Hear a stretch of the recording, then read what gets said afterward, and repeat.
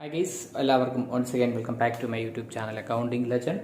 കഴിഞ്ഞ ക്ലാസ്സിൽ നമ്മൾ ഡിസ്കസ് ചെയ്തത് ചാപ്റ്റർ 2വുമായി ബന്ധപ്പെട്ട്, that is forms of business ഓർഗനൈസേഷനുമായി ബന്ധപ്പെട്ട് അതിലെ ഒരു 3 കണ്ടന്റുകളെ കുറിച്ചാണ് ഡിസ്കസ് ചെയ്തത്. 3 കണ്ടന്റ് എന്ന് പറയുമ്പോൾ സോൾ പ്രൊപ്പറേറ്റർഷിപ്പിനെ കുറിച്ചൊരു ബേസിക് ഐഡിയ നോളജും അതുപോലെ തന്നെ ഫീച്ചേഴ്സും കാര്യങ്ങളും നമ്മൾ ഡിസ്കസ് ചെയ്തു. അതിനുശേഷം നമ്മൾ ഡിസ്കസ് ചെയ്തത് അതിന്റെ മെറിറ്റ്സും ഡിമെറിറ്റ്സിനെ കുറിച്ചും ഓവറോൾ ആയിട്ടൊരു ഐഡിയ നമുക്ക് കിട്ടിക്കാണും. അതൊക്കെ ആ വീഡിയോയിൽ ക്ലിയർ ആയിട്ട് ഞാൻ എക്സ്പ്ലെയിൻ ചെയ്യുന്നുണ്ട്. സെക്കൻഡ് ആയിട്ട് നമ്മൾ ഡിസ്കസ് ചെയ്തത് ഹിന്ദു അൺഡിവൈഡഡ് ഫാമിലി ബിസിനസിനെ കുറിച്ചാണ് ഡിസ്കസ് ചെയ്തത്. അപ്പോൾ അതുമായി ബന്ധപ്പെട്ട് അതിലും അതുപോലെ തന്നെ അതിന്റെ ഫീച്ചേഴ്സ്, അതിന്റെ മെറിറ്റ്സ്, ഡിമെറിറ്റ്സ്, ഇതിനെക്കുറിച്ചൊക്കെ നമ്മൾ ക്ലിയർ ആയിട്ട് എക്സ്പ്ലെയിൻ ചെയ്തു. ഏത് രീതിയിലാണ് ജോയിന്റ് ഹിന്ദു ഫാമിലി ഓപ്പൺ ചെയ്യുക അതിനെക്കുറിച്ച് ഡിസ്കസ് ചെയ്തു. തേർഡ് വൺ ആയിട്ട് നമ്മളോട് ഡിസ്കസ് ചെയ്തത് പാർട്ണർഷിപ്പിനെ കുറിച്ചാണ് ഡിസ്കസ് ചെയ്തത്. അപ്പോൾ പാർട്ണർഷിപ്പ് ഏത് രീതിയിലാണ് സ്റ്റാർട്ട് ചെയ്യുന്നത്, അതിന്റെ ഫീച്ചേഴ്സിൽ ഏതെല്ലാമാണ്, ഏകദേശം ബേസിക്കലി നമ്മളൊരു 8 ഫീച്ചേഴ്സിനെ കുറിച്ച് അവിടെ ഡിസ്കസ് ചെയ്തു. പിന്നെ അതിന്റെ ബേസിക് കണ്ടന്റ് ആയ അഗ്രിമെന്റ് ആണ്. ഈ അഗ്രിമെന്റിൽ പാർട്ണർഷിപ്പ് ഡീഡ് എന്താണ്, അതിലെ കണ്ടന്റുകൾ ഏതെല്ലാമാണെന്ന് നമ്മൾ ഓവറോൾ ആയിട്ട് കഴിഞ്ഞ വീഡിയോയിൽ ക്ലിയർ ആയിട്ട് എക്സ്പ്ലെയിൻ ചെയ്തതാണ്. അതുമായി ബന്ധപ്പെട്ട് ഏകദേശം ഒരു 13 കണ്ടന്റുകളെ ഞാനിവിടെ ഡിസ്കസ് ചെയ്തു. കണ്ടന്റ്, അതായത് ഒരു പാർട്ണർഷിപ്പ് ഡീഡ് ഇല്ലാന്നുണ്ടെങ്കിൽ ഏത് രീതിയിലാണ് ബിസിനസ് സ്ഥാപനത്തിന്റെ കാര്യങ്ങൾ മുന്നോട്ട് കൊണ്ടുപോകുക എന്നാണ് അടുത്ത മൊഡ്യൂളിൽ നമ്മൾ ഡിസ്കസ് ചെയ്തത്. അടുത്തതായിട്ട് നമ്മൾ പാർട്ണർഷിപ്പുമായി ബന്ധപ്പെട്ട് ഡിസ്കസ് ചെയ്തത് ടൈപ്സ് ഓഫ് പാർട്ണർഷിപ്പിനെ കുറിച്ച് ഡിസ്കസ് ചെയ്തു. ബേസിക്കലി ഒരു 2 ടൈപ്സ് ഓഫ് പാർട്ണർഷിപ്പാണ് നമ്മളവിടെ ഡിസ്കസ് ചെയ്തത്. അത് 2 ടൈപ്പിന് അഗെയിൻ സബ് ഡിവൈഡ് 4 ആയിട്ട് സബ് ഡിവൈഡ് ചെയ്തുകൊണ്ട് നമ്മൾ പഠിച്ചു. പിന്നെ അതിനുശേഷം നമ്മൾ ഡിസ്കസ് ചെയ്ത് പഠിച്ചത് ടൈപ്സ് ഓഫ് പാർട്ണേഴ്സിനെ കുറിച്ച് ഡിസ്കസ് ചെയ്ത് പഠിച്ചു. ഏകദേശം ഒരു 7 ടൈപ്സ് ഓഫ് പാർട്ണേഴ്സുമായി ബന്ധപ്പെട്ട് ക്ലിയർ ആയിട്ട് നമ്മൾ എക്സ്പ്ലെയിൻ ചെയ്തായിരുന്നു. ഈ 7 ടൈപ്പിനും അതിന്റെ പ്രത്യേകതകളും നമ്മൾ ഡിസ്കസ് ചെയ്തു. പിന്നെ ഇവർ 7 ടൈപ്പ്, അതായത് പാർട്ണേഴ്സിന്റെ ടൈപ്സിനനുസരിച്ച് അവരൊരു കമ്പാരിറ്റീവ് സ്റ്റഡിയാണ് നമ്മളവിടെ ഡിസ്കസ് ചെയ്തത്. ഒരു പാർട്ണർക്ക്, മൈനർ ആയിട്ടുള്ള പാർട്ണർക്ക് ബിസിനസ് സ്ഥാപനത്തിന് ജോയിൻ ചെയ്യാൻ പറ്റുമോ അതിനെക്കുറിച്ചൊരു ബേസിക് നോളജ് നമ്മൾ അവിടുന്ന് നേടിയിരുന്നു. ഇന്ന് നമ്മൾ ഡിസ്കസ് ചെയ്യാൻ പോകുന്നത് ജോയിന്റ് സ്റ്റോക്ക് കമ്പനിയെ കുറിച്ചാണ്. എന്താണ് ജോയിന്റ് സ്റ്റോക്ക് കമ്പനി? അതിന്റെ ഒരു ബേസിക് ഐഡിയ ആണ് ഇന്നത്തെ വീഡിയോയിലൂടെ ഞാൻ നിങ്ങൾക്ക് പറഞ്ഞു തരാൻ പോകുന്നത്. That is Indian companies act 2013 പ്രകാരം എന്താണ് കമ്പനി എന്ന് നമ്മൾ ഡിഫൈൻ ചെയ്തിട്ടുണ്ട്. ആ കമ്പനി ഡെഫിനിഷൻ ആണ് ഞാൻ താഴെ പറഞ്ഞിരിക്കുന്നത്. Company means A formed and registered under this act or existing companies act. Companies act 2 എണ്ണം ഉണ്ടായിരുന്നു. 1956 കമ്പനീസ് ആക്ടും ഉണ്ട്, അതുപോലെ തന്നെ ലേറ്റസ്റ്റ് ആയിട്ടുള്ള 2013 കമ്പനീസ് ആക്ടും. ഇത് ഏത് രീതിയിൽ വേണമെങ്കിലും നമുക്കൊരു കമ്പനി എന്ത് ചെയ്യാം, രജിസ്റ്റർ ചെയ്ത് സ്റ്റാർട്ട് ചെയ്യാമെന്നാണ് പറയുന്നത്. അപ്പോൾ ഇതുമായി ബന്ധപ്പെട്ട് കമ്പനിയുടെ ക്യാരക്ടറിസ്റ്റിക് എന്താണെന്ന് നമ്മൾ ബേസിക്കലി നല്ലൊരു ഐഡിയ ഉണ്ടാക്കിയിരിക്കണം.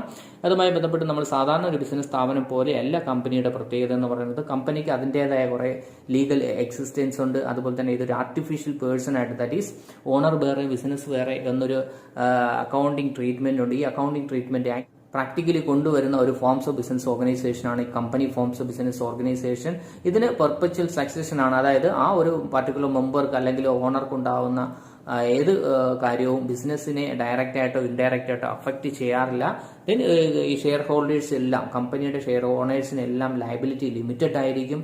അതുപോലെ തന്നെ ആ ഒരു ഷെയർ ഹോൾഡേഴ്സിന് ആ വ്യക്തിയുടെ ഷെയർ മറ്റൊരു വ്യക്തിക്ക് ട്രാൻസ്ഫർ ചെയ്യാം, ഈസിലി ട്രാൻസ്ഫർ ചെയ്യാനുള്ള റൈറ്റ്സ് ഉണ്ട്. അതുപോലെ തന്നെ separation from ownership from management ആണ്. മാനേജ്മെന്റ് ആയിരിക്കും ബിസിനസ് സ്ഥാപനങ്ങളുടെ ഡേ ടു ഡേ ആക്ടിവിറ്റികളെല്ലാം നോക്കി നടത്തുന്നത്. ഓണേഴ്സിന് ഇതിൽ യാതൊരു അവകാശവും ഉണ്ടാവില്ല. എൻഡ് റിസൾട്ട് ആയിട്ട് കിട്ടുന്ന പ്രോഫിറ്റോ ലോസോ ഷെയർ ചെയ്യാൻ വേണ്ടി മാത്രമായിരിക്കും ഓണേഴ്സിന് അവിടെ അവകാശമുള്ളത്. ഇതൊരു ലീഗൽ പേഴ്സൺ ആണ്, അല്ലെങ്കിൽ ഒരു ആർട്ടിഫിഷ്യൽ പേഴ്സൺ ആണ്. അതുകൊണ്ട് തന്നെ അവർക്ക് സൈൻ ചെയ്യാനുള്ള റൈറ്റ്സ് ഉണ്ട്. അവിടെ സൈൻ ചെയ്യാൻ സാധാരണ ഉപയോഗിക്കുന്ന ഒരു കോമൺ സീൽ ഉണ്ടാവും. അതുപോലെ തന്നെ നമ്മൾ ഒരു ബിസിനസ് സ്ഥാപനം രജിസ്റ്റർ ചെയ്യണമോ എന്ന് ചോദിച്ചു കഴിഞ്ഞാൽ ഈ company forms of business organisation ആണെന്നുണ്ടെങ്കിൽ തീർച്ചയായിട്ടും രജിസ്റ്റർ ചെയ്തേ മതിയാകൂ. ഇതെല്ലാമാണ് ഒരു കമ്പനി ഫോംസ് ഓർഗനൈസേഷന്റെ ക്യാരക്ടറിസ്റ്റിക് അല്ലെങ്കിൽ ഫീച്ചേഴ്സ് എന്ന് നമുക്ക് പറയാൻ പറ്റും. ഈ ക്യാരക്ടറിസ്റ്റിക് വെച്ചുകൊണ്ട് നമുക്ക് എന്ത് ചെയ്യാം, ഏകദേശം ഒരു 5 മെറിറ്റ്സിനെ കുറിച്ച് ഇവിടെ ഡിസ്കസ് ചെയ്യാം. എന്തെല്ലാമാണ് ഒരു കമ്പനി ഫോം ഓർഗനൈസേഷൻ സ്റ്റാർട്ട് ചെയ്യുന്നത് കൊണ്ട് ഒരു ആ വ്യക്തിക്ക് അല്ലെങ്കിൽ ഒരു സമൂഹത്തിന് ഉണ്ടാകുന്ന മെറിറ്റ്സുകൾ എന്തെല്ലാമാണെന്നാണ് നമുക്ക് അടുത്ത് നോക്കി കാണേണ്ടതായിട്ട് വരിക. അതുമായി ബന്ധപ്പെട്ട് കമ്പനിയുടെ ലയബിലിറ്റിയെ കുറിച്ച് ഡിസ്കസ് ചെയ്യുകയാണെന്നുണ്ടെങ്കിൽ കമ്പനിയുടെ ലയബിലിറ്റി ലിമിറ്റഡ് ആണ്. ദാറ്റ് ഈസ് എത്രമാത്രം ഷെയർ ഹോൾഡർ ആണോ അല്ലെങ്കിൽ ഷെയർ ആണോ അവിടെ നിന്ന് അക്യൂർ ചെയ്തിരിക്കുന്നത് അല്ലെങ്കിൽ പർച്ചേസ് ചെയ്തിരിക്കുന്നത്, ആ ഒരു എമൗണ്ടിലുള്ള ലയബിലിറ്റി മാത്രമായിരിക്കും ആ ഒരു പർട്ടിക്കുലർ ഓണർ ഓണർക്ക് വഹിക്കേണ്ടി വരിക. ഇതാണ് ലിമിറ്റഡ് ലയബിലിറ്റി എന്ന് പറയുന്നത്. മറ്റുള്ള ഫോംസ് ഓഫ് ഓർഗനൈസേഷൻസിന്റെ ലയബിലിറ്റി എല്ലാം അൺലിമിറ്റഡ് ആണെന്നുണ്ടെങ്കിൽ കമ്പനി ഫോംസ് ഓഫ് ഓർഗനൈസേഷന്റെ ലയബിലിറ്റി ഒക്കെ ലിമിറ്റഡ് ആയിരിക്കും. ദെൻ സെക്കൻഡ് പോയിന്റ് ഇവിടെ ഡിസ്കസ് ചെയ്യുന്നത് ട്രാൻസ്ഫർ ഓഫ് ഇൻട്രസ്റ്റിനെ കുറിച്ചാണ്. That is transfer of interest എന്ന് പറയുമ്പോൾ ഒരു കമ്പനിയുടെ ഷെയർ വാങ്ങിച്ചു കഴിഞ്ഞാൽ തീർച്ചയായിട്ടും നമുക്ക് ആ ഓണർഷിപ്പ് മറ്റൊരു വ്യക്തിയിലോട്ട് ട്രാൻസ്ഫർ ചെയ്യാനുള്ള റൈറ്റ്സ് ഈ ഒരു സ്ഥാപനത്തിന് ഉണ്ട് എന്നാണ് പറയുന്നത്. ഇതിന് മൂന്നാമത്തെ മെരിറ്റ്സ് ആയിട്ട് പറയുന്നത് പെർപെച്വൽ സക്സഷൻ എന്നാണ്. ദാറ്റ് ഈസ് എന്താണ്, ഒരു വ്യക്തിക്കാണ് സാധാരണ നിലനിൽപ്പുള്ളതും അതായത് മരണമുള്ളതും അതുപോലെ തന്നെ ഡിസ്കണ്ടിന്യൂ ഉള്ള റൈറ്റ്സ് ഉള്ളതും. എന്നാൽ ഈ കമ്പനി ഫോംസ് ഓർഗനൈസേഷനിൽ ഈ അവിടെയുള്ള ഓണേഴ്സിന് അല്ലെങ്കിൽ അവിടെ ഷെയർ ഹോൾഡേഴ്സിന് ഏതൊക്കെ രീതിയിൽ എന്ത് സംഭവിച്ചാലും തന്നെ ഈ ഒരു ബിസിനസ് സ്ഥാപനത്തിനെ ഡയറക്റ്റ് ആയിട്ടോ ഇൻഡയറക്റ്റ് ആയിട്ടോ അഫക്ട് ചെയ്യാറില്ല. ഈ ഒരു ബിസിനസ് സ്ഥാപനം മുന്നോട്ട് തന്നെ പൊക്കോണ്ടിരിക്കും. ഇതിനെയാണ് നമ്മൾ പെർപെച്വൽ സക്സഷൻ എന്ന് ഉദ്ദേശിക്കുന്നത്. നാലാമത്തെ പോയിന്റ് നമ്മളിവിടെ ഡിസ്കസ് ചെയ്യുന്നത് സ്കോപ്പ് ഓഫ് എക്സ്പാൻഷൻ ആണ്. ദാറ്റ് ഈസ് എക്സ്പാൻഷൻ മീൻസ് എന്താണ്, കമ്പനി ഫോംസ് ഓർഗനൈസേഷൻ സ്റ്റാർട്ട് ചെയ്യുന്നത് ഹ്യൂജ് ക്യാപിറ്റൽ ഇൻവെസ്റ്റ് ചെയ്തുകൊണ്ട് തന്നെയാണ്. അത് എപ്പോൾ വേണമെങ്കിലും നമുക്ക് നല്ല രീതിയിൽ ഡെവലപ്പ് ചെയ്യാനുള്ള അവകാശവും അതുപോലെ ഡെവലപ്പ് ചെയ്യാനുള്ള ഒരു ബാധ്യത നമുക്കുണ്ടായിരിക്കും. സോ എപ്പോൾ വേണമെങ്കിലും നമുക്ക് അതിനെ എക്സ്പാൻഡ് ചെയ്ത് വലുതാക്കാൻ പറ്റുന്ന രീതിയിലുള്ള ഒരു ഫോംസ് ഓഫ് ഓർഗനൈസേഷൻ ആയിരിക്കും ഈ ജോയിന്റ് സ്റ്റോക്ക് കമ്പനി എന്നുകൊണ്ട് ഉദ്ദേശിക്കുന്നത്. പിന്നെ അതുപോലെ തന്നെ അഞ്ചാമത്തെ ഇമ്പോർട്ടന്റ് മെരിറ്റ്സ് ആയിട്ട് ഞാനിവിടെ ഡിസ്കസ് ചെയ്യുന്നത് പ്രൊഫഷണൽ മാനേജ്മെന്റ് ആണ്. സാധാരണ ഒരു ബിസിനസ് സ്റ്റാർട്ട് ചെയ്ത് കഴിഞ്ഞാൽ ആ ബിസിനസ് റൺ ചെയ്യുന്ന ഓണർക്ക് എന്തുമാത്രം മാനേജ്മെന്റ് കപ്പാസിറ്റി ഉണ്ടെന്ന് ചോദിച്ചു കഴിഞ്ഞാൽ നമുക്ക് ഒരിക്കലും പറയാൻ പറ്റില്ല. ഒരു പ്രൊഫഷണൽ മാനേജ്മെന്റ് കപ്പാസിറ്റി ഒരിക്കലും വരാറില്ല. എന്നാൽ ഈ ജോയിന്റ് സ്റ്റോക്ക് കമ്പനി ആണെന്നുണ്ടെങ്കിൽ അവിടെ MBA പാസ്സായ അല്ലെങ്കിൽ ഒരു പ്രൊഫഷണൽ ലെവലിലുള്ള മാനേജ്മെന്റ് രീതിയായിരിക്കും അവിടുത്തെ കാര്യങ്ങളൊക്കെ ഡേ ടു ഡേ ആക്ടിവിറ്റികളൊക്കെ നടത്തുന്നത്. അതുകൊണ്ട് തീർച്ചയായിട്ടും ഫ്യൂച്ചറിൽ നല്ലൊരു സക്സസിലോട്ട് പോകാൻ പറ്റുന്ന രീതിയിലുള്ള ഒരു ഫോംസ് ഓഫ് ഓർഗനൈസേഷൻ ആണ് ഈ കമ്പനി ഫോംസ് ഓഫ് ഓർഗനൈസേഷൻ ആയിട്ട് നമുക്ക് ഡിസ്കസ് ചെയ്യേണ്ടി വരിക. പിന്നെ ഇത് മെരിറ്റ്സുകൾ പറയുമ്പോൾ തന്നെ അതിന് അതിൻ്റെതായ കുറെ ലിമിറ്റേഷൻസ് അല്ലെങ്കിൽ ലിമിറ്റുകളുണ്ട്. എന്തെല്ലാമാണ് ലിമിറ്റേഷൻസ് അല്ലെങ്കിൽ ലിമിറ്റ്സ് എന്താണെന്നാണ് ഞാനിവിടെ പറഞ്ഞിരിക്കുന്നത്. Difficulty in formation, that is ഒരു കമ്പനി സ്റ്റാർട്ട് ചെയ്യുന്നത് സാധാരണ ഒരു ബിസിനസ് സ്ഥാപനം സ്റ്റാർട്ട് ചെയ്യുന്ന പോലെ ഒരിക്കലും നമുക്ക് പറ്റാറില്ല. ദെൻ സെക്കൻഡ് ഫോം ഇവിടെ പറയുന്ന ലാക്ക് ഓഫ് സീക്രസി ആണ്. ദാറ്റ് ഈസ് ഒരു കമ്പനിയിൽ എന്തെല്ലാമാണ് നടക്കുന്നത് അത് എല്ലാവർക്കും അറിയാവുന്ന കാര്യങ്ങളായിരിക്കും. അതായത് ബിസിനസിന്റെ സക്സസ് എന്ന് പറയുന്നത് സീക്രസി മെയിൻറ്റെയിൻ ചെയ്യുന്നതാണ്. ഇവിടെ നമുക്ക് സീക്രസി മെയിൻറ്റെയിൻ ചെയ്യാൻ പറ്റില്ല എന്നാണ് പറയുന്നത്. ഇതിന് മൂന്നാമത് ഇവിടെ ഡിസ്കസ് ചെയ്യുന്നത് ഇംപേഴ്സണൽ വർക്ക് എൻവയോൺമെന്റ് ആണ്. ഒരു ബിസിനസ് ഓർഗനൈസേഷൻ ആവുമ്പോൾ അവിടുത്തെ വർക്കേഴ്സ് എന്ന് പറയുന്നത് ഹ്യൂമൻ ബീങ്സ് ആണ്. ഹ്യൂമൻ ബീങ്സിന് ചില സമയത്ത് ടയേർഡ് ആവാറുണ്ട്, അല്ലെങ്കിൽ ചില സമയത്ത് അവരുടെ ഇൽനെസ് ഉണ്ടാവാറുണ്ട്. പക്ഷെ ഇതൊന്നും ഈ ഒരു കമ്പനി ഫോംസ് ഓർഗനൈസേഷൻ നോക്കാറില്ല. അവർ അൾട്ടിമേറ്റ് എയിമായ മാക്സിമം പ്രോഫിറ്റ് ഏൺ ചെയ്യാൻ വേണ്ടിക്ക് മാക്സിമം വർക്ക് ചെയ്യിപ്പിക്കുകയാണ് ചെയ്യുന്നത്. അതൊരു വർക്ക് എൻവയോൺമെന്റ് നല്ലതായിട്ട് നമുക്ക് ഒരിക്കലും പറയാൻ പറ്റില്ല. നാലാമത്തെ പോയിന്റ് എന്ന് പറഞ്ഞാൽ ന്യൂമറസ് റെഗുലേഷൻസ് ആണ്. ഒരു കമ്പനി സ്റ്റാർട്ട് ചെയ്യുമ്പോൾ അല്ലെങ്കിൽ ഒരു കമ്പനി റൺ ചെയ്ത് മുന്നോട്ട് കൊണ്ടുപോകണമെന്നുണ്ടെങ്കിൽ ഒരുപാട് റൂൾസും റെഗുലേഷൻസും നമ്മുടെ രാജ്യത്തുള്ള ഒരുപാട് റൂൾസും റെഗുലേഷൻസും ഫോളോ ചെയ്തുകൊണ്ട് മാത്രമേ പോകാൻ പറ്റുകയുള്ളൂ. അത് കമ്പനി ഫോംസ് ഓർഗനൈസേഷന് ചില രീതിയിൽ ഇൻഡയറക്റ്റ് ആയിട്ട് അഫക്ട് ചെയ്യാറുണ്ട്. ഇതൊരു ലിമിറ്റേഷൻസ് ആയിട്ട് നമുക്ക് പറയാൻ പറ്റും. ഇതിന് അഞ്ചാമത്തെ പോയിന്റ് ഇവിടെ ഡിസ്കസ് ചെയ്യുന്നത് ഡിലേ ഇൻ ഡിസിഷൻ മേക്കിംഗ് ആണ്. ദാറ്റ് ഈസ് ഒരു ഡിസിഷൻ ടോപ്പ് മോസ്റ്റ് ലെവലിൽ എടുക്കുന്ന ഡിസിഷൻ താഴെത്തട്ടിൽ എത്തുമ്പോൾ അതിന് ടൈം പീരീഡ് എടുക്കാറുണ്ട് അല്ലെങ്കിൽ ഡിലേ വരാറുണ്ട്. ഈ ഡിലേ കൊണ്ട് തന്നെ ഒരു ബിസിനസ് സ്ഥാപനത്തിന്റെ നമ്മൾ ഒരു ടെക്നിക്കൽ പരമായിട്ടുള്ള അതായത് ഒരു ഇന്നോവേറ്റീവ് ആയിട്ടുള്ള ഒരു ഡിസിഷൻ എടുക്കാൻ നമുക്ക് സഹായിക്കുന്ന രീതിയിലായിരിക്കില്ല ചിലപ്പോൾ പോകുന്നത്. നമ്മൾ ഡിസിഷൻ എടുത്ത് വരുമ്പോൾ നമ്മളുടെ ഗോള് അറ്റൈൻ ചെയ്യാൻ പറ്റാതെ വരാറുണ്ട്. ഇതൊരു ലിമിറ്റേഷൻസ് ആയിട്ട് നമുക്ക് പറയാൻ പറ്റും. അതുപോലെ തന്നെ ലാസ്റ്റ് പോയിന്റ് ഇവിടെ ഡിസ്കസ് ചെയ്യുന്നത് കോൺഫ്ലിക്റ്റ് ഓഫ് ഇൻട്രസ്റ്റ് ആണ്. അവിടുത്തെ ഷെയർ ഹോൾഡേഴ്സിന്റെ താല്പര്യം എന്ന് പറയുന്നത് പലർക്കും പല രീതിയാണ്. അതായത് വ്യത്യസ്ത താല്പര്യങ്ങളോട് കൂടിയാണ് ഒരു കമ്പനി ഫോംസ് ബിസിനസ് ഓർഗനൈസേഷന്റെ ഷെയറുകൾ സാധാരണ ഓണേഴ്സ് അല്ലെങ്കിൽ ഷെയർ ഹോൾഡർ വാങ്ങിക്കുന്നത്. അവരുടെ ലക്ഷ്യങ്ങളെല്ലാം പലതായിരിക്കും. അത് ചില സമയങ്ങളിൽ കമ്പനിയെ ഡയറക്റ്റ് ആയിട്ടോ ഇൻഡയറക്റ്റ് ആയിട്ടോ ബാധിക്കാറുണ്ട്. മറ്റൊരു കാര്യവുമായി ബന്ധപ്പെട്ട് പറയുമ്പോൾ നമ്മളിവിടെ ടൈപ്സ് ഓഫ് കമ്പനിയെ കുറിച്ചൊരു ബേസിക് ഐഡിയ ഉണ്ടായിരിക്കണം. ടൈപ്സ് ഓഫ് കമ്പനി നമ്മൾ ഓൾറെഡി ഡിസ്കസ് ചെയ്തിട്ടുള്ളതാണെങ്കിൽ കൂടിയും നമ്മളിവിടെ ടൈപ്സ് ഓഫ് കമ്പനി മെയിൻ ആയിട്ട് രണ്ട് രീതിയിലാണ് കമ്പനിയെ നമ്മൾ ഡിവൈഡ് ചെയ്തിട്ടുള്ളത്. Number 1 private company and number 2 public company. എന്താണ് പ്രൈവറ്റ് കമ്പനി, അവരുടെ റൂൾസും റെഗുലേഷൻസും എന്താണ്, അതുപോലെ തന്നെ എന്താണ് പ്രൈവറ്റ് കമ്പനി, അവരുടെ റൂൾസും റെഗുലേഷൻസും എങ്ങനെയാണ്, ഏതെല്ലാം രീതിയിലാണ് ഒരു പബ്ലിക് കമ്പനി സ്റ്റാർട്ട് ചെയ്യാൻ പറ്റുക, അല്ലെങ്കിൽ ഏതെല്ലാം രീതിയിലാണ് ഒരു പ്രൈവറ്റ് കമ്പനി സ്റ്റാർട്ട് ചെയ്യുക, ഒരു മിനിമം മെമ്പേഴ്സ് എത്രയാണ് ആവശ്യമുള്ളത്, ഒരു പ്രൈവറ്റ് കമ്പനി സ്റ്റാർട്ട് ചെയ്യണമെന്നുണ്ടെങ്കിൽ മിനിമം എത്ര വരെ ആകാം, മാക്സിമം എത്ര വരെ ആകാം, മിനിമം എത്രയാണ് വേണ്ടി വരിക. പിന്നെ അതുപോലെ തന്നെ ഒരു പിന്നെ അതുപോലെ തന്നെ പബ്ലിക് കമ്പനി ആണെന്നുണ്ടെങ്കിൽ മിനിമം മെമ്പേഴ്സ് എത്രയാണ് വേണ്ടത്, മാക്സിമം എത്രയാണ് വേണ്ടത്, ഇവ തമ്മിലൊരു ചെറിയൊരു ഡിഫറൻസ് നമുക്ക് ഈ സ്ലൈഡിൽ നിന്ന് നമുക്ക് ക്ലിയർ ആയിട്ട് മനസ്സിലാവുന്നതാണ്. പരീക്ഷ വ്യൂ പോയിന്റിൽ വളരെ ഇമ്പോർട്ടന്റ് ആയിട്ടുള്ള ഒരു സ്ലൈഡാണ് ടൈപ്സ് ഓഫ് കമ്പനിയെ കുറിച്ച് നമ്മൾ ഡിസ്കസ് ചെയ്യുന്നത്.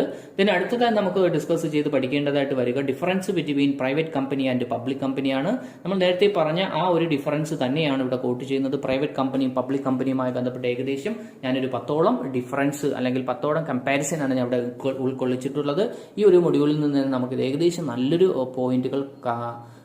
പോയിന്റുകൾ മനസ്സിലാവുന്നതാണ്. എന്താണ് പ്രൈവറ്റ് കമ്പനി, അവരുടെ കണ്ടീഷൻസ് കാര്യങ്ങൾ എന്തെല്ലാമാണ്, എന്താണ് പബ്ലിക് കമ്പനി, അവരുടെ കണ്ടീഷൻസ് കാര്യങ്ങൾ എന്തെല്ലാമാണെന്ന് ഈ ഒരു മൊഡ്യൂളിൽ നിന്ന് നമുക്ക് ക്ലിയർ ആയിട്ട് മനസ്സിലാവുന്നതാണ്. പിന്നെ അടുത്ത് നോക്കി കാണേണ്ടത് ഒരു കമ്പനിയുടെ സ്പെഷ്യൽ പ്രിവിലേജുകൾ എന്തെല്ലാമാണ്. സാധാരണ ഒരു പബ്ലിക് കമ്പനിയുണ്ട്, പ്രൈവറ്റ് കമ്പനിയുണ്ട്. അതുപോലെ തന്നെ പ്രൈവറ്റ് കമ്പനിയുടെ സ്പെഷ്യൽ പ്രിവിലേജുകൾ എന്തെല്ലാമാണ് as compared with public company. Public കമ്പനിയായിട്ട് കമ്പയർ ചെയ്യുമ്പോൾ പ്രൈവറ്റ് കമ്പനിക്കുള്ള സ്പെഷ്യൽ പ്രിവിലേജുകൾ ഏതെല്ലാമാണെന്ന് ചോദിച്ചു കഴിഞ്ഞാൽ നമുക്ക് ആ ഡിഫറൻസിൽ നിന്ന് കുറച്ച് കാര്യങ്ങൾ മനസ്സിലായതുപോലെ തന്നെയാണ് ഇവിടെ ഒരുപാട് കാര്യങ്ങൾ നമുക്ക് അതിൽ നിന്ന് മനസ്സിലാക്കാൻ പറ്റും. ഏകദേശം ഞാനിവിടെ ഒരു 8 പോയിന്റോളം ഡിസ്കസ് ചെയ്തിട്ടുണ്ട്. പ്രൈവറ്റ് കമ്പനിയും പബ്ലിക് കമ്പനിയും കമ്പയർ ചെയ്യുമ്പോൾ പ്രൈവറ്റ് കമ്പനിക്കുള്ള സ്പെഷ്യൽ പ്രിവിലേജുകൾ ഏതെല്ലാമാണെന്നാണ് ഈ ഒരു സ്ലൈഡിൽ നിന്ന് നിങ്ങൾക്ക് മനസ്സിലാക്കാൻ പറ്റുക. പിന്നെ അടുത്തതായി നമുക്ക് നോക്കി കാണേണ്ടത് റീസെന്റ് ആയിട്ടുള്ള ഇന്ത്യൻ കമ്പനീസ് ആക്ട് 2013 അനുസരിച്ച് നമുക്കൊരു പുതിയൊരു അമെന്റ്മെന്റ് വന്നിട്ടുണ്ട്. That is on person company, OPC. എന്താണ് OPC എന്ന് ചോദിച്ചു കഴിഞ്ഞാൽ സാധാരണ ഒരു കമ്പനി സ്റ്റാർട്ട് ചെയ്യണമെന്നുണ്ടെങ്കിൽ പ്രൈവറ്റ് കമ്പനി ആണെന്നുണ്ടെങ്കിൽ മിനിമം 2 പേര് വേണം, പബ്ലിക് കമ്പനി ആണെന്നുണ്ടെങ്കിൽ മിനിമം 7 പേര് വേണം എന്നാണ് നമ്മളിവിടെ ഡിസ്കസ് ചെയ്തിട്ടുള്ളത്. എങ്കിൽ നമുക്ക് ഓൺ പേഴ്സൺ കമ്പനിയിൽ ഒരു വ്യക്തിക്കും കമ്പനി സ്റ്റാർട്ട് ചെയ്യാം.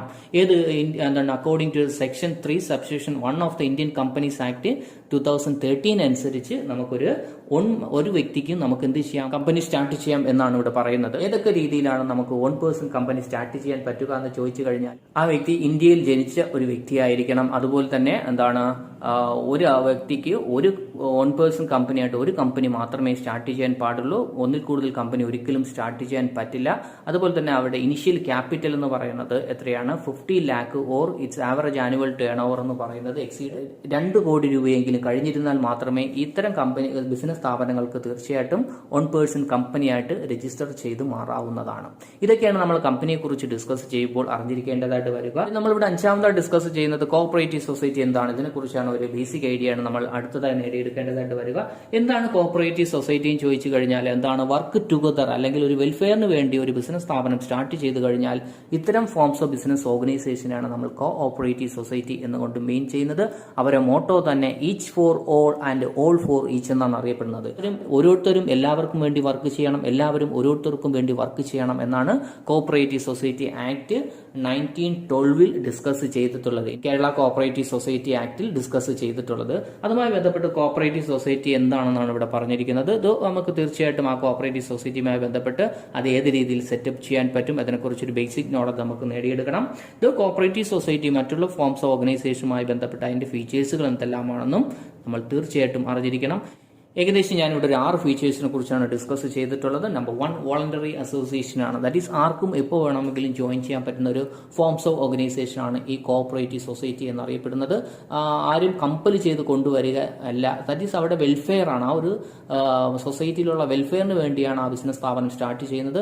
അതുകൊണ്ട് വോളണ്ടറി ആയിട്ട് ഇതിൽ ആർക്ക് വേണമെങ്കിലും മെമ്പർ ആകാം. ഒരു പ്രത്യേക കാര്യമെന്ന് പറയുന്നത് ആ ഒരു സൊസൈറ്റിയിലുള്ള വ്യക്തി ആയിരിക്കണം എന്നാണ് ഇതിന്റെ 1ാമത്തെ കണ്ടീഷൻ എന്ന് പറയുന്നത്. രണ്ടാമത്തെ ഫീച്ചേഴ്സ് ആയിട്ട് പറയുന്നത് ഓപ്പൺ മെമ്പർഷിപ്പ് ആണ്. നേരത്തെ പറഞ്ഞതുപോലെ തന്നെയാണ് അവിടെ എന്ത് ചെയ്യുന്നത്, കൂടുതൽ വരുമാനമുള്ളത് അല്ലെങ്കിൽ കുറച്ച് വരുമാനമുള്ളത് അല്ലെങ്കിൽ കാസ്റ്റ്, സെക്സ്, കളർ, ഇൻകം ഇതൊന്നും നോക്കിയല്ല അവിടുത്തെ മെമ്പർഷിപ്പ് ഓപ്പൺ ചെയ്യുന്നത്. ആർക്ക് വേണമെങ്കിലും ആ ഒരു സൊസൈറ്റിയിലുള്ള വ്യക്തിയാണെങ്കിൽ തീർച്ചയായിട്ടും ആ ഒരു ബിസിനസ് സ്ഥാപനത്തിൽ ജോയിൻ ചെയ്യാൻ പറ്റുന്നതാണ്. ഇതിന് ലീഗൽ സ്റ്റാറ്റസ് എന്ന് പറഞ്ഞാൽ കോഓപ്പറേറ്റീവ് സൊസൈറ്റി മസ്റ്റ് ആയിട്ട് രജിസ്റ്റർ ചെയ്തിരിക്കണം. അണ്ടർ കോഓപ്പറേറ്റീവ് സൊസൈറ്റി ആക്ട് മുഖാന്തരം എന്ത് ചെയ്തിരിക്കണം, രജിസ്റ്റർ ചെയ്തിരിക്കണം എന്നാണ് പറയുന്നത്. 4ാമത്തെ ഫീച്ചർ നമുക്കിവിടെ ഡിസ്കസ് ചെയ്യാൻ പറ്റുന്നത് ലിമിറ്റഡ് ലയബിലിറ്റി ആണ്. ഒരു കമ്പനി ഫോംസ് ഓർഗനൈസേഷനെ പോലെ തന്നെയാണ് അവിടെ എന്തുമാത്രമാണ് ഷെയർ ഉള്ളത് ആ ഷെയറിന്റെ എന്തുമാത്രമാണ് അവരുടെ ഷെയർ ക്യാപിറ്റൽ ഇൻവെസ്റ്റ് ചെയ്തിട്ടുള്ളത് അത്രയും ലയബിലിറ്റി മാത്രമായിരിക്കും ആ ഒരു പർട്ടിക്കുലർ ഓണർക്ക് അല്ലെങ്കിൽ മെമ്പേഴ്സിന് ഉള്ളത്. കൺട്രോളുമായി ബന്ധപ്പെട്ട് പറയുന്നുണ്ടെങ്കിൽ ആരാണ് ഈ സ്ഥാപനം കൺട്രോൾ ചെയ്യുക അല്ലെങ്കിൽ മാനേജ് ചെയ്യുക എന്ന് ചോദിച്ചു കഴിഞ്ഞാൽ ആ ഒരു പർട്ടിക്കുലർ സൊസൈറ്റിയിൽ നിന്ന് തന്നെ കുറച്ച് ആൾക്കാരെ എലക്ട് ചെയ്യുന്ന ത്രൂ വോട്ടിലൂടെ എലക്ട് ചെയ്ത് അവരായിരിക്കും ആ ഒരു ബിസിനസ് സ്ഥാപനം കൺട്രോൾ ചെയ്ത് മുന്നോട്ട് കൊണ്ടുപോകുക. നേരത്തെ പറഞ്ഞതുപോലെ തന്നെ എല്ലാ ബിസിനസ് സ്ഥാപനങ്ങളുടെയും ലക്ഷ്യം അൾട്ടിമേറ്റ് എയിം എന്ന് പറയുന്നത് മാക്സിമം പ്രോഫിറ്റ് ഏൺ ചെയ്യുകയാണെന്നുണ്ടെങ്കിൽ ഇത്തരം കോപ്പറേറ്റീവ് സൊസൈറ്റിയുടെ അൾട്ടിമേറ്റ് എയിം എന്ന് പറയുന്നത് സർവീസ് മോട്ടീവ് ആയിരിക്കും ഇതിന്റെ മെയിൻ എയിം എന്ന് പറയുന്നത്. ഇങ്ങനെ നമുക്കൊരു ബേസിക് കുറച്ച് ഫീച്ചേഴ്സുകൾ നമ്മൾ ഇതുമായി ബന്ധപ്പെട്ട് പറയാൻ പറ്റും. സോ നമ്മൾ നേരത്തെ പറഞ്ഞു ഏതൊരു കാര്യം പറയുമ്പോൾ പോലെ തന്നെയാണ് അതിന്റെ മെറിറ്റ്സും ഡിമെറിറ്റ്സും നമുക്ക് തീർച്ചയായിട്ടും അനലൈസ് ചെയ്തുകൊണ്ട് വേണം ഇത്തരം ഫോംസ് ഓഫ് ബിസിനസ് ഓർഗനൈസേഷൻ ആവശ്യമുണ്ടോ ഇല്ലയോ എന്ന് ഡിസൈഡ് ചെയ്യാൻ. ദാറ്റ് ഈസ് മെറിറ്റ്സുമായി ബന്ധപ്പെട്ട് അവിടെ ഈക്വൽ വോട്ടിംഗ് റൈറ്റ്സ് ആണ്, ലിമിറ്റഡ് ലയബിലിറ്റി ആണ്, സ്റ്റെബിലിറ്റി എക്സിസ്റ്റൻസ് ആണ്, ഇക്കണോമി ഇൻ ഓപ്പറേഷൻസ് ആണ്, അതുപോലെ തന്നെ സപ്പോർട്ട് ഫ്രം ഗവൺമെന്റിന്റെ കയ്യിൽ നിന്ന് ഒരുപാട് സപ്പോർട്ടുകൾ കിട്ടാറുണ്ട്. ഇതെല്ലാമാണ് ഇതിന്റെ മെറിറ്റ്സ് ആയിട്ട് നമുക്ക് ഇവിടെ ഡിസ്കസ് ചെയ്യാൻ പറ്റുക. എന്നാൽ ഡിമെറിറ്റ്സ് ആയിട്ട് നമുക്ക് ഡിസ്കസ് ചെയ്യേണ്ടി വരിക എന്താ ലിമിറ്റഡ് റിസോഴ്സസ് ആണ്. നമുക്ക് സാധാരണ ഒരു ബിസിനസ് ഓർഗനൈസേഷനെ പോലെ ലിമിറ്റഡ് റിസോഴ്സസ് ആയിരിക്കും. ദെൻ ഇൻഎഫിഷ്യൻസി ഇൻ മാനേജ്മെന്റ് ആണ്. അവിടെ വെൽ ക്വാളിഫൈഡ് ആയിട്ടുള്ള ഒരു മാനേജ്മെന്റ് സിസ്റ്റം ചിലപ്പോൾ കാണാമെന്ന് നിർബന്ധമില്ല, ഇൻഎഫിഷ്യന്റ് ആയിരിക്കും. ദെൻ ലാക്ക് ഓഫ് സീക്രസി, നമ്മൾ നേരത്തെ കമ്പനി ഫോംസ് ഓർഗനൈസേഷനെ പോലെ തന്നെയാണ് ഒരു സൊസൈറ്റി ആയതുകൊണ്ട് തന്നെ അവിടെ സീക്രസി നമുക്ക് ഒരിക്കലും മെയിൻറ്റെയിൻ ചെയ്യാൻ പറ്റില്ല. Then government control, that is ഗവൺമെന്റിന്റെ കോപ്പറേറ്റീവ് സൊസൈറ്റി ആക്ട് മുഖാന്തരം രജിസ്റ്റർ ചെയ്തത് കൊണ്ട് തന്നെ ഗവൺമെന്റിന്റെ ഒരു കൺട്രോൾ നമുക്ക് എപ്പോഴും ഉണ്ടാകുന്നതായിരിക്കും. Then difference in opinion, that is നമ്മളൊരു ഗ്രൂപ്പാണ്, ഗ്രൂപ്പിൽ പല പല ഇൻട്രസ്റ്റോടുകൂടിയുള്ള ആൾക്കാരുണ്ടാവും. അവരുടെ ഒപ്പീനിയൻസ് അല്ലെങ്കിൽ അവരുടെ സജഷൻസ് ഒക്കെ പല രീതിയിലുള്ളതായിരിക്കും. അത് ചില സമയങ്ങളിൽ നമ്മൾ ഇത്തരം ബിസിനസ് സ്ഥാപനങ്ങളെ ഇൻഡയറക്റ്റ് ആയിട്ട് അഫക്റ്റ് ചെയ്യാറുണ്ട്. ദെൻ ഇതുമായി ബന്ധപ്പെട്ട് നമുക്ക് മെറിറ്റ്സും ഡിമെറിറ്റ്സും ഒക്കെ അനലൈസ് ചെയ്തതിന് ശേഷം നമുക്ക് ഡിസ്കസ് ചെയ്ത് പഠിക്കേണ്ടതായിട്ട് മറ്റൊരു ഇമ്പോർട്ടന്റ് മൊഡ്യൂളാണ് ടൈപ്സ് ഓഫ് കോപ്പറേറ്റീവ് സൊസൈറ്റി. എന്താണ് ടൈപ്സ് ഓഫ് കോപ്പറേറ്റീവ് സൊസൈറ്റി? ഏകദേശം നമുക്കിവിടെ ഒരു 6 ഫോംസ് ഓഫ് കോപ്പറേറ്റീവ് അല്ലെങ്കിൽ 6 ടൈപ്പ് ഓഫ് കോപ്പറേറ്റീവ് സൊസൈറ്റിയെ കുറിച്ച് ഡിസ്കസ് ചെയ്യേണ്ടതായിട്ട് വരും. അതിൽ number 1 consumer cooperative society, then number 2 producer cooperative society, number 3 cooperative marketing society, number 4 cooperative credit society, number 5 cooperative farming society and last 1 cooperative housing society. That is ആ ഒരു വേർഡിൽ തന്നെ അല്ലെങ്കിൽ ആ ഒരു ടൈപ്സ് ഓഫ് കോപ്പറേറ്റീവ് സൊസൈറ്റിയിൽ പറയുന്നത് പോലെ തന്നെ ആ ഒരു ഹെഡിങ്ങുമായിട്ട് കണക്റ്റഡ് ഉള്ള ഏതെങ്കിലും ആക്ടിവിറ്റി ചെയ്ത് കഴിഞ്ഞാൽ that is consumer cooperative society, കൺസ്യൂമർക്ക് വേണ്ടിയുള്ള സാധനങ്ങൾ സേവനങ്ങൾ കൊടുക്കുകയാണെന്നുണ്ടെങ്കിൽ അത്തരം കോപ്പറേറ്റീവ് സൊസൈറ്റികളാണ് കൺസ്യൂമർ കോപ്പറേറ്റീവ് സൊസൈറ്റി എന്ന് പറയുന്നത്. എന്നാൽ പ്രൊഡ്യൂസർ കോപ്പറേറ്റീവ് സൊസൈറ്റി എന്ന് പറഞ്ഞാൽ പ്രൊഡ്യൂസർ ഗുഡ്സുകൾ വാങ്ങിക്കുകയും വിൽക്കുകയും ചെയ്യാൻ പറ്റുന്ന രീതിയിലുള്ള ഒരു സൊസൈറ്റി ആയിരിക്കും. ദെൻ കോപ്പറേറ്റീവ് മാർക്കറ്റിംഗ് സൊസൈറ്റി ഉള്ള പ്രോഡക്റ്റുകൾ ഏതൊക്കെ രീതിയിൽ മാർക്കറ്റ് ചെയ്യാൻ പറ്റും അതിന് ഹെൽപ്പ് ചെയ്യുന്ന രീതിയിലുള്ള സൊസൈറ്റി ആയിരിക്കും. ദെൻ ക്രെഡിറ്റ് ഫെസിലിറ്റി മീൻസ് എന്തെന്ന് ക്രെഡിറ്റ് ദാറ്റ് ഈ ലോൺ പ്രൊവൈഡ് ചെയ്യുന്ന ഓരോ ബിസിനസ് സ്ഥാപനങ്ങൾക്ക് അല്ലെങ്കിൽ ഓരോ കുടുംബത്തിന് വേണ്ടി ലോൺ പ്രൊവൈഡ് ചെയ്യുന്ന കോപ്പറേറ്റീവ് സൊസൈറ്റി ആണെന്നുണ്ടെങ്കിൽ ക്രെഡിറ്റ് കോപ്പറേറ്റീവ് സൊസൈറ്റി എന്നറിയപ്പെടാറുണ്ട്. Then farming cooperative society means എന്താണ് അവിടെ അഗ്രികൾച്ചർ മേഖലകളുമായി ബന്ധപ്പെട്ടുള്ള ആക്ടിവിറ്റിയിൽ എൻഗേജ് ചെയ്യുന്ന കോപ്പറേറ്റീവ് സൊസൈറ്റി ആണെന്നുണ്ടെങ്കിൽ അത്തരം cooperative society farming cooperative society എന്ന് നമുക്ക് പറയാൻ പറ്റുന്നതാണ്. Then last 1 housing cooperative society, that is അവിടെയുള്ള മെമ്പേഴ്സിനുള്ള പുതിയ വീട് വെക്കുന്നതിനോ അല്ലെങ്കിൽ ഉള്ള വീടിനെ എക്സ്റ്റൻഷൻ ചെയ്യുന്നതിനോ എന്തെങ്കിലും രീതിയിൽ ലോണോ അല്ലെങ്കിൽ ഫിനാൻഷ്യൽ എയ്ഡുകളോ ആവശ്യമുണ്ടെങ്കിൽ കൊടുക്കുന്ന കോപ്പറേറ്റീവ് സൊസൈറ്റിയാണ് നമ്മൾ ഹൗസിംഗ് കോപ്പറേറ്റീവ് സൊസൈറ്റി ആയിട്ട് ഡിസ്കസ് ചെയ്യുന്നത്. സോ നമ്മൾ ഏകദേശം ഒരു 5 ഫോംസ് ഓഫ് ഓർഗനൈസേഷനെ കുറിച്ചാണ് ഡിസ്കസ് ചെയ്തത്. Sole proprietorship, partnership, joint Hindu family business, then joint stock company and last one cooperative society. ഈ ഒരു 5 ഫോംസ് ഓഫ് ഓർഗനൈസേഷനുമായി ബന്ധപ്പെട്ട് ഡിസ്കസ് ചെയ്യുമ്പോൾ നമ്മളൊരു ബിസിനസ് സ്ഥാപനം സ്റ്റാർട്ട് ചെയ്യുകയാണെന്നുണ്ടെങ്കിൽ ഇതിൽ ഏത് തരം ബിസിനസ് ആണ് നമുക്ക് സ്യൂട്ടബിൾ ആയിട്ട് സ്റ്റാർട്ട് ചെയ്യാൻ പറ്റുക, അല്ലെങ്കിൽ നമ്മൾ ഒരു ബിസിനസ് സ്ഥാപനം സ്റ്റാർട്ട് ചെയ്യുമ്പോൾ ഏതെല്ലാം കാര്യങ്ങളാണ് നോക്കി കാണേണ്ടി വരിക, ഇതിനെക്കുറിച്ചാണ് അടുത്ത മൊഡ്യൂളിൽ ഞാൻ ഡിസ്കസ് ചെയ്യാൻ പോകുന്നത്. അതുമായി ബന്ധപ്പെട്ട് ഞാനിവിടെ ഒരു 8ഓളം പോയിന്റുകൾ ഡിസ്കസ് ചെയ്യുന്നുണ്ട്. അതിൽ നമ്പർ 1 എന്താണ്? Choice of forms of business enterprises. ഒരു ബിസിനസ് എന്റർപ്രൈസസ് സെലക്ട് ചെയ്യുമ്പോൾ നമ്മൾ നോക്കി കാണേണ്ട കുറെ ഫാക്ടേഴ്സുകളെ കുറിച്ചാണ് ഇവിടെ ഡിസ്കസ് ചെയ്യുന്നത്.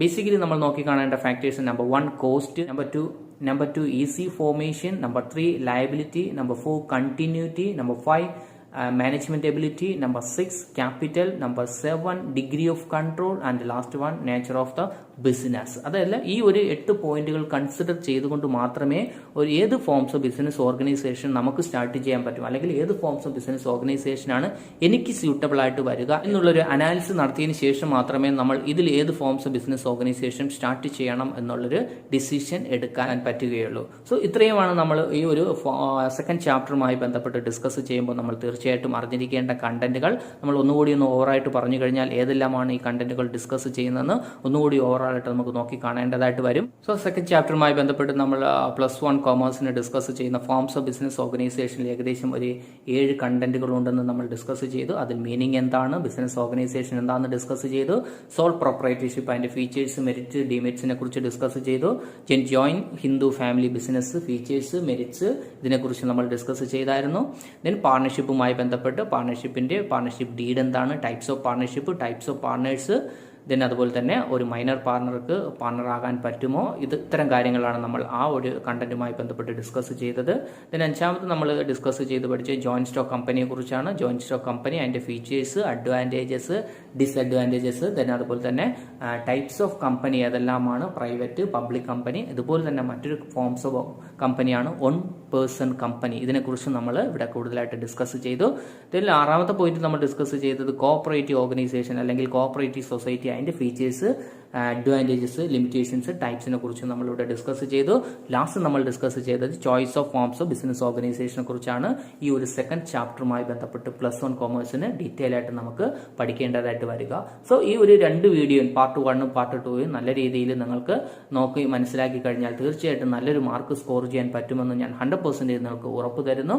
ആദ്യമായിട്ടാണ് നിങ്ങൾ എൻ്റെ യൂട്യൂബ് ചാനൽ കാണുന്നുണ്ടെങ്കിൽ തീർച്ചയായിട്ടും സബ്സ്ക്രൈബ് ചെയ്യുക. ഇഷ്ടപ്പെട്ടില്ലെങ്കിൽ തീർച്ചയായിട്ടും നിങ്ങൾക്ക് ഡിസ്ലൈക്ക് ചെയ്യാവുന്നതാണ്. അതുപോലെ തന്നെ നിങ്ങളുടെ ഫ്രണ്ട്സിനും നിങ്ങളുടെ റിലേറ്റീവ്സിനും +1 കോമേഴ്സിൽ പഠിക്കുന്ന എല്ലാ ഫ്രണ്ട്സിനും ഈ ഒരു പർട്ടിക്കുലർ വീഡിയോ അല്ലെങ്കിൽ ഈ ഒരു ചാനലിന്റെ ലിങ്ക് തീർച്ചയായിട്ടും നിങ്ങൾ ഷെയർ ചെയ്ത് അവരെ കൂടി കൊണ്ട് ഈ ഒരു ചാനൽ സബ്സ്ക്രൈബ് ചെയ്യിപ്പിക്കണമെന്ന് പറഞ്ഞുകൊണ്ട് നിർത്തുന്നു. നന്ദി, നമസ്കാരം.